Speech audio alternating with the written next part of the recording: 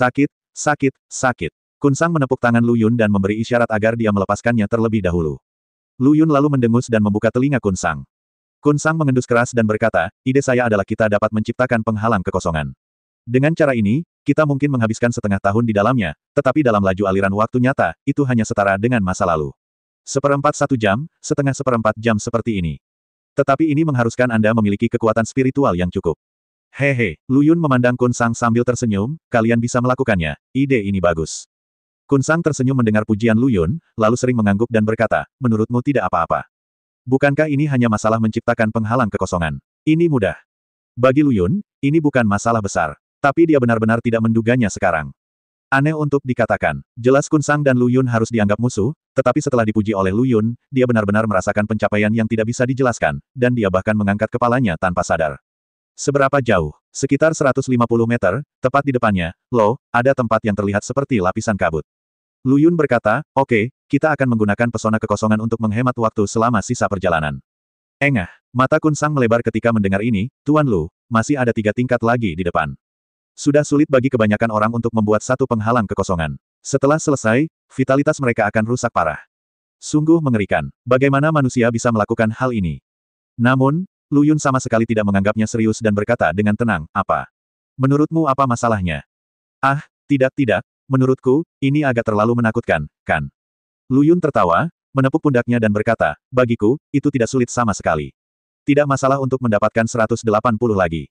Menghapus. Kun Sang mau tidak mau memuntahkan aromanya, 180, luar biasa. Tapi Lu Yun tidak membual. Baginya, memang begitu. Tentu saja, kedua orang itu tidak membuang waktu dan segera berjalan menuju kabut. Segera setelah itu, mereka berdua melihat kaburnya warna putih di depan mata mereka, lalu mereka mendengar bayi menangis dan seseorang mendesah. Namun, ketika Lu Yun memasuki level ini, dia sudah mengaktifkan segel untuk membuat penghalang kekosongan. Kun Sang secara alami dapat merasakan fluktuasi ruang dan waktu seperti ini. Hanya saja bagi master biasa, dibutuhkan sekitar 1/4 jam untuk membuat penghalang kekosongan, dan mereka hanya dapat membuat sejumlah kecil penghalang kekosongan, mempersingkat waktu menjadi sekitar 1/4 jam. Tetapi pada saat ini, penghalang kekosongan yang diciptakan oleh Lu Yun, dia jelas merasa bahwa cakupannya sangat besar sehingga sulit untuk dipasang. Dengan kata lain, waktu mereka masuk ke sini akan runtuh tanpa batas. Mereka mungkin berada di sini selama lebih dari 10 hari, atau bahkan beberapa tahun, tetapi laju aliran waktu normal di luar mungkin hanya 1 detik, atau bahkan kurang dari 1 detik. Ya Tuhan, berapa banyak kemampuan yang masih dimiliki Lu Yun yang belum dia tunjukkan. Dia tidak bisa membayangkannya. Menelan, dia menggosok matanya dengan kuat. Saat ini, pemandangan di depan mereka mulai menjadi lebih jelas. Di atas hutan belantara, terik matahari membakar tanah. Ada retakan di seluruh tanah. Tidak ada satupun awan yang terlihat di langit. Bahkan pepohonan di tanah pun layu. Lu Yun kembali menatap Kun Sang di sampingnya. Beberapa saat kemudian, bibir Kun Sang sudah sedikit kering dan pecah-pecah. Dia terus-menerus menjilat bibirnya, seolah dia sangat haus. Hei, aku haus sekali. Kuharap aku makan buah pir sekarang.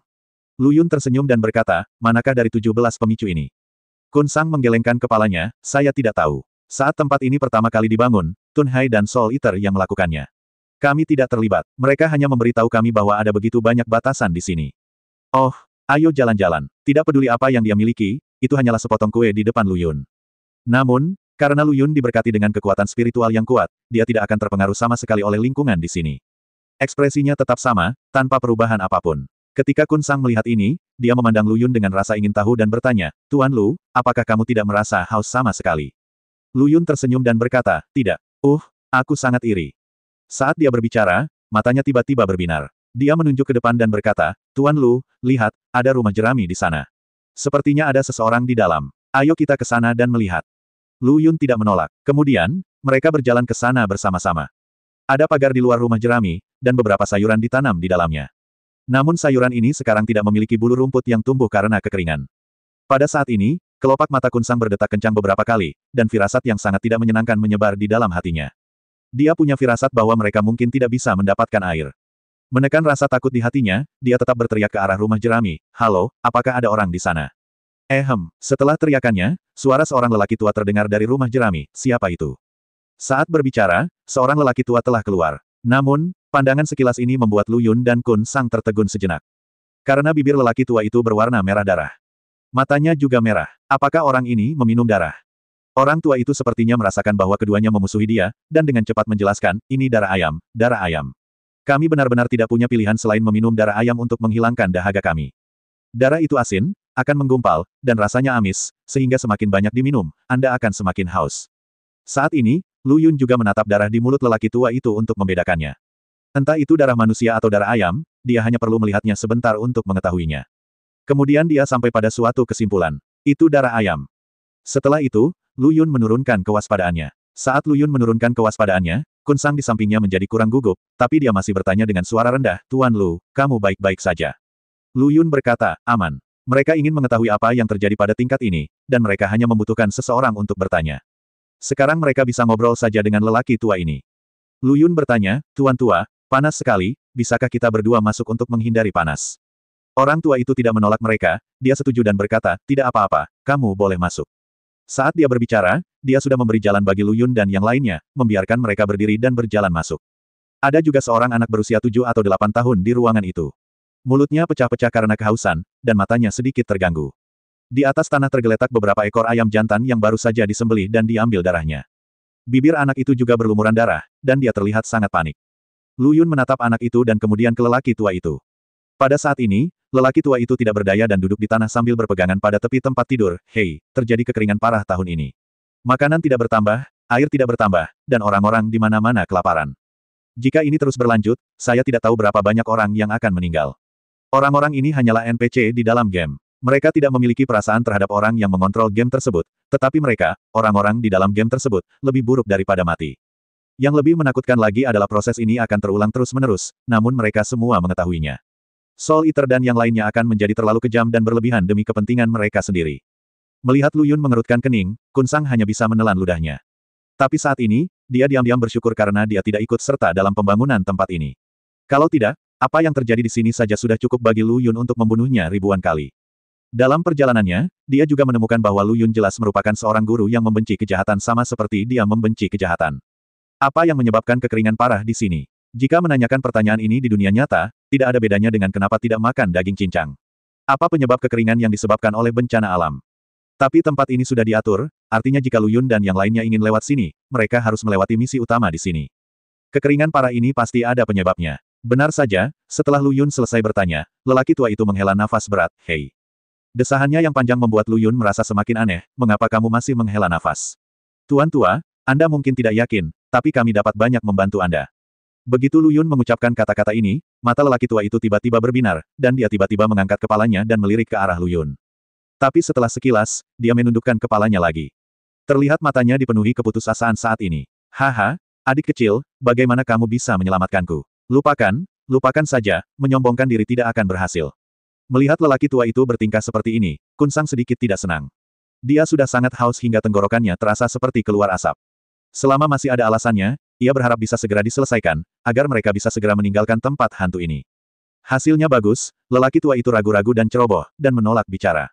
Jadi ketika dia marah, dia berkata kepada orang tua itu, hei, orang tua, izinkan saya memberitahu Anda, kami dari dunia lain, dan kami di sini untuk menyelamatkan Anda. Perhatikan baik-baik, lihatlah orang di depanmu ini. Lihat dia, mulutnya tidak kering dan lidahnya tidak kering. Apakah dia tampak dehidrasi seperti kamu? Dia adalah pria dengan kemampuan hebat, tapi jika dia tidak mengucapkan beberapa patah kata, tenggorokanku akan terasa seperti asap. Orang tua itu sangat haus sekarang sehingga dia tidak menyadarinya. Tapi sekarang Kun Sang menyebutkannya, dia langsung menatap Lu Yun. Tapi tidak, Lu Yun sangat bersemangat, bibirnya tidak menunjukkan tanda-tanda pecah-pecah, dan percakapannya tidak seperti itu.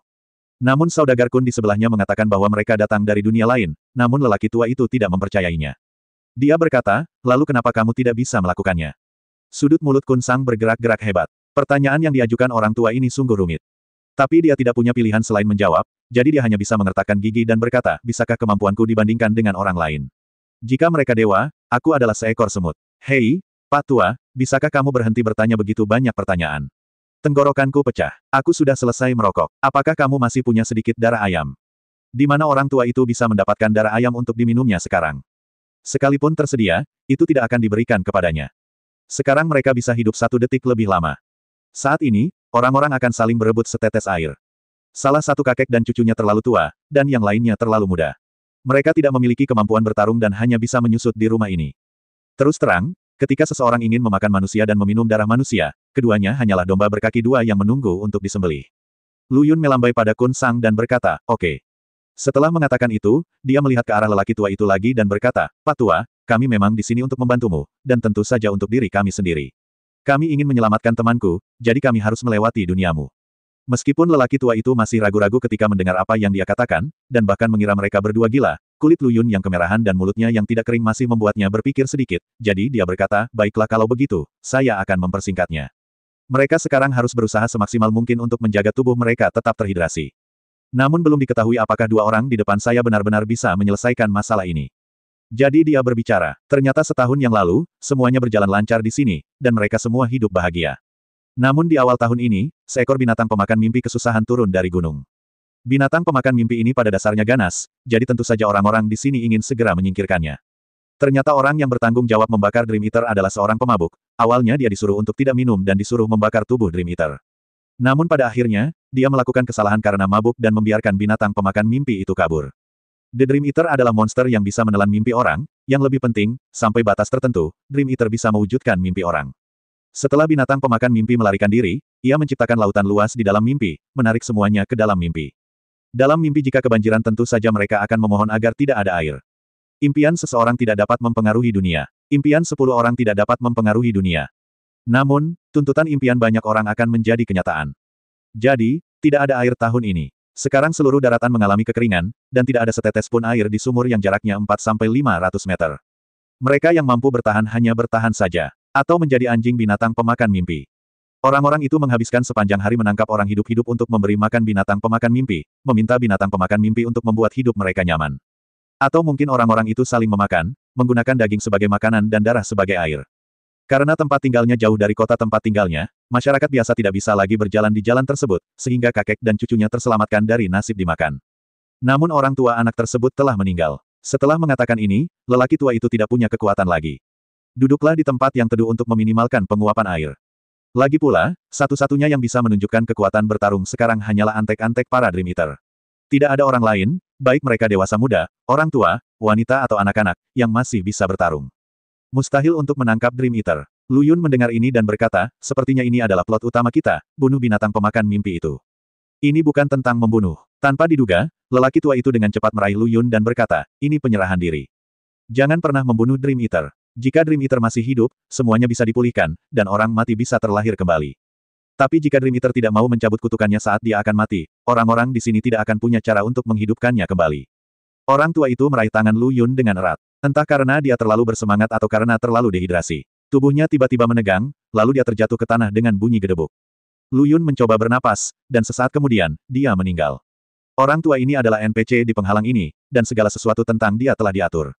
Lu Yun memahami bahwa meskipun mereka benar-benar membantu orang-orang ini memecahkan masalah dan tidak membunuh pemakan mimpi, pengaturan di sini akan tetap terulang setelah mereka pergi.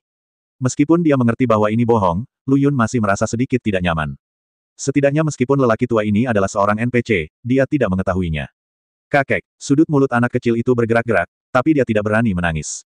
Faktanya, untuk NPC memukau seperti ini, banyak orang yang akan pergi begitu saja tanpa peduli. Namun, meskipun Lu Yun sangat tegas dalam membunuh, dia tetap memiliki hati yang baik. Dia melambai kepada anak kecil itu dan memberi isyarat agar dia datang.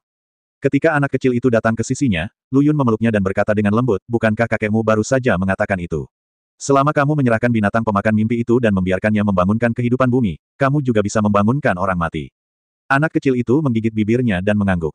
Lu Yun melanjutkan, kami akan menaklukkan binatang pemakan mimpi itu dan menghidupkan kembali kakekmu. Apakah kamu ingin ikut denganku? Atau kamu ingin tinggal di sini? Anak kecil itu berkata, saudaraku, aku akan pergi bersamamu. Matanya tegas. Tentu saja, Lu Yun juga tahu bahwa ini adalah salah satu pengaturannya, jika tidak, mereka berdua tidak akan dapat menemukan Dream Eater. Faktanya, pengaturan level ini adalah membiarkan binatang pemakan mimpi melahap mimpi si penyusup. Dengan cara ini, tidak peduli berapa banyak penyusup, mereka akan terjebak di sini selamanya. Orang-orang itu akan menjadi NPC berikutnya. Hanya saja dibandingkan dengan NPC asli tersebut, orang-orang ini akan mengalami hal-hal saat ini berulang kali, namun setelah penyusup menjadi NPC, ia benar-benar hancur ketika ia dihancurkan. Saat ini, Lu Yunyu menemukan alasan mengapa dia harus membunuh Tun Hai. Jenazah orang tua itu tidak perlu dikuburkan. Lu Yun langsung membawa anak itu dan berjalan keluar. Kun Sang tidak menyangka hal seperti ini akan terjadi, dan dia mengutuk dalam hatinya, Tun Hai dan yang lainnya bisa saja menyuruh monster menunggu di sini, kenapa mereka harus melakukan ini?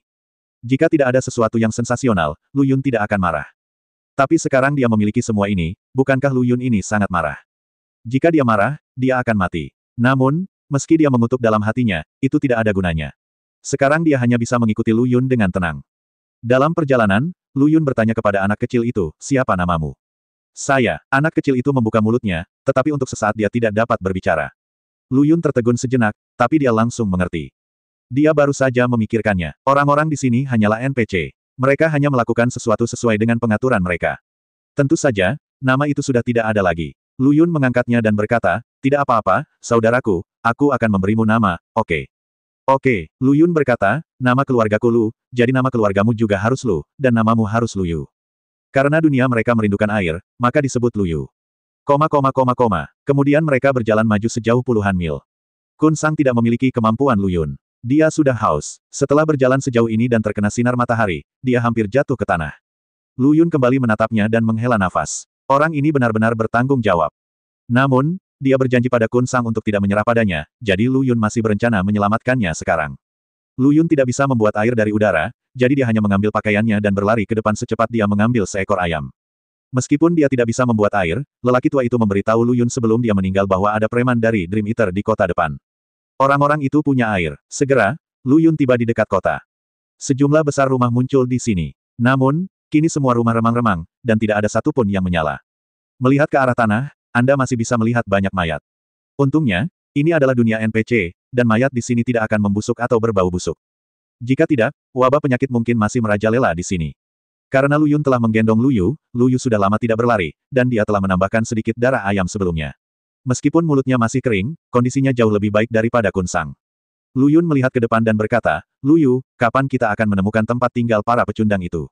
Itu adalah tempat dengan lampu dan rumah yang sangat besar. Itu saja. Lu Yun setuju dan segera mencari di sini. Segera setelah itu, dia menemukan beberapa rumah besar dengan lampu menyala. Saat Lu Yun dan yang lainnya hendak lewat, mereka tiba-tiba mendengar teriakan selusin gadis, air, air, beri aku air. Tak lama kemudian, terdengar tawa bercanda pria lain, mau minum air. Oke, ayo buka bajumu, berbaring, makan semua makanan anjing di baskom anjing di tanah, dan aku akan memberimu air. Hei, sial, senang sekali menjadi tuan orang ini. Ya, tapi semuanya, tolong jangan bermain terlalu banyak dan bunuh mereka. Kita sudah cukup bersenang-senang dan kita harus memberikan semuanya kepada Dream Eater.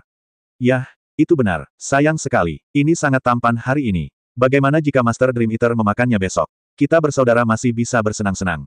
Hahaha. Lalu mereka kembali tertawa menakutkan. Lu Yun mengerutkan kening saat mendengar suara ini. Ini hanyalah NPC, mereka melakukan sesuatu sesuai dengan pengaturannya sendiri. Namun harus dikatakan bahwa pengaturan ini dibuat oleh Soul Eater dan si Swallowing. Betapa jahatnya hati mereka, dan betapa menjijikannya para NPC yang dianggap bajingan ini. Tentu saja, Lu Yun tidak bersimpati pada NPC semacam ini. Kemudian, dia mengangkat kakinya dan langsung berjalan ke sana. Langkah kaki yang nyaring tersebut langsung menarik perhatian beberapa NPC. Mereka semua segera mengalihkan perhatiannya ke Lu Yun. Di dunia ini, selain para pecundang ini, seharusnya tidak ada orang yang masih bisa berjalan dengan normal. Jadi Lu Yun tampak seperti alien ketika dia datang ke sini. Saat ini, Lu Yun sudah melihat gadis-gadis yang diikat dengan tali anjing. Gadis-gadis itu dengan panik melepas pakaian mereka. Hei, hei, hei. Pada saat ini, ketika anjing penjaga melihat Lu Yun menatap mereka dengan sinis, mata mereka tiba-tiba berbinar. Beberapa orang sepertinya memikirkan cara baru untuk bermain, dan berkata, kami memiliki terlalu banyak wanita, tapi itu tidak menarik. Saya akhirnya punya ide. Apa idemu? Mari kita dengarkan. Meskipun orang-orang ini mengatakan ini, mereka jelas memahami apa yang akan dilakukan satu sama lain. Seperti yang diharapkan, salah satu dari mereka berkata, saya pikir sebaiknya kita memasukkannya ke dalam kandang. Kita akan memakan daging anak itu, dan memberi makan yang setengah mati itu ke rubart kita. Anak laki-laki ini sangat kuat, dia akan bersenang-senang bermain dengan perempuan jalang kecil ini. Anjing penjaga tertawa terbahak-bahak. Lu Yun menggelengkan kepalanya, kamu adalah NPC. Aku tidak ingin membunuhmu, tapi kamu sangat mengecewakanku. Apa itu NPC? Sekarang giliran para pengawas yang terlihat bingung. Mereka benar-benar tidak tahu apa yang dibicarakan Lu Yun. Tapi Lu Yun juga menganggap orang-orang ini cukup menyedihkan, karena kehidupan mereka sudah diatur. Baik kejahatan maupun kebaikan diciptakan oleh manusia. Sial, aku menanyakan sebuah pertanyaan padamu. Lu Yun mengabaikan mereka dan hanya berkata, di mana si pemakan mimpi? Aku akan memilih untuk membiarkan salah satu dari kalian tetap hidup dan membawaku menemuinya. Puff, apa kamu sakit? Kamu membuatku tertawa terbahak-bahak. Kamu mengatakannya lagi dan aku ingin mendengarnya lagi. Wah, sepertinya kamu tidak tahu apa yang terjadi di sini. Itu saja, mari beri kamu pengalaman yang panjang sekarang. Hore, mengikuti kata-kata ini, semua orang berkumpul. Detik berikutnya, sekelompok orang bergegas menuju Lu Yun. Tapi bagaimanapun juga, mereka hanyalah NPC dan bisa dengan mudah dibunuh. Tapi saya tidak tahu apakah mereka akan menyerah. Bagus, Lu Yun tidak repot-repot menangani NPC ini dan hanya membuang beberapa jarum perak. Dalam sekejap, hanya satu dari orang-orang ini yang masih hidup. Namun, lingkungan mereka benar-benar jahat, dan mereka bahkan tidak tahu bagaimana memohon belas kasihan. Ketika rekan mereka jatuh, orang yang hidup sendirian tidak menyerah, melainkan meraung ke arah Lu Yun, lalu menerkamnya. Mengapa? Melihat ini, Lu Yun menggelengkan kepalanya sedikit dan berkata, sungguh, aku tidak tahu apakah harus hidup atau mati. Dia membuang jarum perak itu lagi dan membunuh orang ini bersama-sama. Setelah membunuh mereka, Lu Yun berjalan ke halaman besar. Tapi setelah dia masuk, dia tidak bisa menahan kedutan di sudut mulutnya ketika dia melihat pemandangan di halaman. Menurut apa yang dikatakan Lu Yu dan yang lainnya, tempat ini sangat kekurangan air. Sekarang kebanyakan orang tidak bisa minum air. Namun, ada beberapa kolam renang besar di halaman ini dituangkan ke dalamnya. Tempat ini dapat digambarkan dengan jelas sebagai jalan sumen yang berbau anggur dan daging dan tulang-tulang yang membeku. Ketika dia melihat air, Lu Yu berteriak, air, air. Meski air di hadapannya kini adalah air kotor, ia tetap rela meminumnya. Setelah teriakannya, Kun Sang pun tiba-tiba membuka matanya.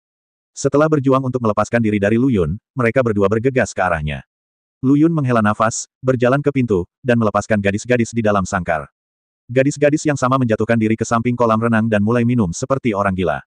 Alasan mengapa Lu Yun tidak menghentikan mereka meminum air kotor adalah karena suasana di sini jelas berbeda dari dunia nyata. Orang-orang ini tidak akan mati karena air. Seperti yang dia pikirkan, tak lama kemudian, semuanya penuh. Seluruh tempat ini seperti dunia dalam permainan. Namun detailnya di sini ditangani dengan sangat luar biasa. Setelah orang-orang ini meminum air dan hidup kembali, mereka bahkan bersujud kepada Lu Yun untuk berterima kasih padanya. Tentu saja, Lu Yun juga memahami metode yang terlibat. Semakin nyata ilusi di sini, semakin beresonansi dengan orang-orang yang terperangkap di dalamnya, dan akhirnya mereka benar-benar terjebak di tempat hantu ini. Tapi ini juga mempercepat gagasan Lu Yun untuk menyingkirkan Tun Hai. Lagi pula, apakah NPC di sini adalah binatang pemakan mimpi, anjing penjaga, atau orang biasa, semuanya sudah siap. Kejahatan mereka, kebaikan mereka, kemanusiaan mereka, dosa mereka, semuanya sudah pasti. Itu seperti selembar kertas kosong yang tiba-tiba dipenuhi gambar. Oleh karena itu, Lu Yun tidak memiliki kebencian atau kemarahan terhadap orang-orang yang dimanipulasi ini. Lu Yu meraih tangan Lu Yun, saudaraku, selamatkan kakek. Gadis-gadis itu bahkan rela memberikan tubuh mereka kepada Lu Yun. Lu Yun pertama kali memberitahu Lu Yu bahwa malam ini mereka menghancurkan rencana makan manusia dari binatang pemakan mimpi itu, dan binatang pemakan mimpi itu pasti akan segera datang ke rumah mereka. Dia, Lu Yun, akan menyerahkan binatang pemakan mimpi itu, dan kemudian orang-orang akan diselamatkan. Setelah Lu Yu menetap, Lu Yun meminta gadis-gadis itu untuk mengenakan pakaian mereka dan berkata, kamu bisa pergi ke ruang belakang untuk beristirahat. Jangan khawatir, aku tidak menyelamatkanmu demi kesehatanmu. Ketika gadis-gadis itu mendengar ini, bibir mereka bergetar dan mereka berseru, terima kasih, dermawan saya, terima kasih, dermawan saya. Kun Sang juga berhasil diselamatkan, namun matanya terus berputar. Jelas dia harus memahami pemikiran Lu Yun saat ini. Setelah Lu Yu mengikuti gadis-gadis itu ke dalam rumah, dia dengan hati-hati berbisik ke telinga Lu Yun, Tuan Lu, masalah ini sedang dalam masalah sekarang. Bagaimanapun, semuanya sudah dirancang. Kita tidak bisa menyelamatkan mereka. Lu Yun meliriknya dan berkata, tapi aku bisa menghancurkan dunia ini. Hancur, hancur. Lu Yun sedikit mengangguk. Selama dunia ini hancur, NPC di sini tidak perlu lagi menderita. Awalnya, ini adalah dunia ilusi dan tidak ada. Hanya saja mereka dirancang oleh orang-orang dengan motif tersembunyi. Tapi mereka tidak tahu apa-apa. Dalam hal ini, biarkan dunia ini lenyap sepenuhnya. Kalau begitu kita masih harus menunggu di sini untuk melihat binatang pemakan mimpi. Kun Sang sekarang sedikit bingung tentang apa yang dimaksud Lu Yun, jadi dia harus memahami apa yang dikatakan Lu Yun. Lu Yun mencibir, apakah kamu takut? Hah, tidak, tidak. Dia menggelengkan kepalanya seperti mainan. Dia takut, tapi dia telah melihat aura dan perilaku Lu Yun yang membunuh semua orang dan menekan semua orang di sepanjang jalan. Tidak akan terjadi apa-apa jika Anda tetap bersama orang seperti itu. Selain itu, dia tidak ingin Lu Yun marah. Lu Yun berkata, kalau begitu tunggu saja. Melihat dia tidak marah, Kun Sang tersenyum, menyeka keringat di kepalanya dan berkata, oke, tunggu, kita tunggu di sini. Lu Yun duduk bersila di tanah, tidak cemas sama sekali, seolah dia sudah mengantisipasi hasilnya. Dan setelah mereka duduk di halaman selama sekitar 10 menit, auman binatang yang keras tiba-tiba terdengar di kota. Suara ini lebih mengejutkan daripada auman harimau. Jelas sekali, binatang pemakan mimpi itu ada di sini. Sudut mulut Lu Yun langsung terangkat, dan dia berkata sambil tersenyum, bagus sekali, haha, aku menunggumu. Jika kamu tidak datang, aku akan tetap merindukanmu. Lu Yun menepuk-nepuk tanah di pantatnya dan menggeliat. Segera Dream Eater muncul di depan Lu Yun. Ukuran benda ini jauh lebih menakutkan dibandingkan dengan Kun Sang dan lainnya ketika mereka bertambah besar. Ukurannya sebesar 3 atau 5 lapangan sepak bola. Bentuknya seperti kucing, namun berkepala anjing. Makhluk ini juga mempunyai tanduk di hidungnya. Saat ini, matanya menatap lurus ke arah Lu Yun. Apakah kamu mengambil makananku dan membunuh anjing penjagaku? Pemakan mimpi memandang Lu Yun dengan menggoda. Perbedaan ukuran saja sudah cukup mengintimidasi. Oleh karena itu, Dream Eater tidak takut pada Lu Yun. Terlebih lagi ia juga memiliki keahlian khusus yaitu menelan mimpi orang lain. Lu Yun mengusap hidungnya, memandang Dream Eater sambil tersenyum dan berkata, "Hei, kembalikan air itu kepada orang-orang di sini, dan aku akan mengampunimu." Haha, Dream Eater menggunakan cakarnya untuk mengambil seekor anjing penjaga yang ditangani Lu Yun di tanah, memasukkannya ke dalam mulutnya dan mulai mengunyahnya. Setelah makan, ia berkata, "Bagaimana bahan-bahan dalam resep dapat memenuhi syarat untuk memberitahu saya kondisinya?" Lu Yun mengangkat bahu dan berkata, "Jadi, tidak ada yang perlu kau dan aku bicarakan." "Tidak," tapi Dream Eater menggelengkan kepalanya, "Ayo bicara. Jadilah budakku, air, wanita, makanan, apapun yang kamu mau." Dream Eater tidak akan membiarkan semua NPC di sini mati. Faktanya, ia akan memberi sedikit air pada orang-orang yang masih hidup ini setiap hari, tapi sedikit air itu sebenarnya hanya cukup untuk membuat orang-orang ini tetap hidup. Tentu saja, ini juga terjadi di dunia yang terkendali. Jika di dunia nyata, tidak ada sumber air yang begitu mengerikan, manusia pasti sudah lama mati. Berlututlah, menyerah, jangan membunuh. Dream Eater mengatakan sesuatu yang jahat. Lu Yun menyeringai, "Bagaimana jika aku tidak melakukannya? Maka kamu hanya bisa menjadi makanan." "Oh," Lu Yun menggaruk kepalanya, "Kalau begitu, selain berlutut, apa lagi yang kamu ingin aku lakukan?" Dream Eater mengira Lu Yun telah berkompromi, jadi dia tertawa sinis dan berkata, "Kamu cukup bijaksana untuk membawakanku makanan lezat hari ini." Makanan lezat yang dibicarakan oleh Dream Eater adalah gadis-gadis itu. Kun Sang tanpa sadar mundur selangkah. Lu Yun tidak takut pada raksasa ini, tapi dia takut. Dan di dunia ini, dialah masternya. Mencuri mimpi orang dan mengubahnya menjadi kenyataan adalah hal yang mudah bagi para pemakan mimpi. Lebih penting lagi, jika ia memanipulasi mimpi, ia mungkin akan terpengaruh bahkan jika ia kembali ke dunia nyata. Tunhai dan Soul Eater sangat kejam dalam perbuatan mereka. Begitu mimpi mereka diubah, Kun Sang takut hidupnya akan lebih buruk daripada kematian. Kemundurannya juga diperhatikan oleh Dream Eater, dan dia sangat bangga, "Jika kamu takut, itu benar. Ya, kamu harus berlutut." Tanpa diduga, setelah mendengar ini, Lu Yun tersenyum dengan gigi putihnya, "Maaf, saya tidak tertarik." Dream Eater tiba-tiba merasa seperti telah ditipu, dan kepalanya seperti gunung jatuh, menutupi seluruh langit di dalam rumah. Matanya lebih besar dari kolam, dan tekanan besarnya mencekik. Saat ia menundukkan kepalanya, napasnya yang berat membuat Kun Sang terhuyung. Tapi melihat Lu Yun, belum lagi dia sendiri tetap tidak tersentuh, bahkan pakaian dan gaya rambutnya pun tidak berantakan. "Kalau kamu tidak menyerah ya, maka aku akan menelan mimpimu terlebih dahulu dan membiarkanmu merasakan teror hantu mimpi itu." Hore, dia melambaikan tangannya, dan Kun Sang merasa pusing. Dia menggelengkan kepalanya kuat-kuat, dan rasa pusingnya hilang. Tidak lama kemudian, dia menundukkan kepalanya dan melihat ke tanah. Pemandangan ini membuatnya berkeringat dingin. Karena dia mendapati dirinya sendirian di kuburan massal yang sepi. Tidak hanya itu, ada racun tebal di sekitarnya, dan Lu Yun juga hilang. Berderit, berderit. Dia dengan jelas mendengar suara gemeretak gigi yang keras. "Siapa? Ini? Di mana ini?" Begitu dia selesai berbicara, terdengar tawa yang menyeramkan, "Inilah orang lain yang akan mati." Jieji, sua. Dia hanya merasakan matanya kabur, lalu hantu setengah tubuh merangkak keluar dari kubur, ususnya terseret ke lantai. Memandangnya seperti melihat makanan lesat. Dia telah memberitahu Lu Yun sebelumnya bahwa yang paling dia takuti adalah hantu, jadi yang dia lihat sekarang adalah hantu jelek semacam ini. Tapi aku khawatir itu tidak ada gunanya. Lu Yun, hantu-hantu ini tidak akan memakan tubuhnya, tetapi mereka akan memakan kesadarannya. Jika dia mati di sini, dia akan menjadi zombie berjalan sepenuhnya. Dalam keputusasaan, dia tidak peduli dengan wajahnya dan berteriak ke hutan belantara yang kosong, "Tuan Lu, tolong saya. Tuan Lu, tolong saya." Begitu dia selesai berteriak, sebuah tangan tiba-tiba jatuh dari udara, lalu meraih kerah bajunya dan menariknya ke atas. Lu Yunlah yang menyeretnya keluar dari keadaan yang mengerikan ini. Dalam waktu sesingkat itu, Kun Sang bermandikan keringat dingin. Dia terjatuh ke tanah, menatap Lu Yun dan berkata, terima kasih banyak." Di sisi lain, Lu Yun masih berdiri di halaman. Tak hanya itu, senyuman di wajahnya pun tak luntur sedikit pun. Sang pemakan mimpi juga kaget. Karena selama masih ada sesuatu yang perlu ditakuti dalam hati seseorang, sekalipun hal yang ditakuti orang tersebut tidaklah penting, hal itu dapat diperbesar tanpa batas olehnya, dan pada akhirnya ia akan ditelan rasa takut yang dalam. Kecuali jika orang tersebut benar-benar tidak memiliki rasa takut di dalam hatinya. Jelas Lu Yun adalah orang yang tidak perlu takut.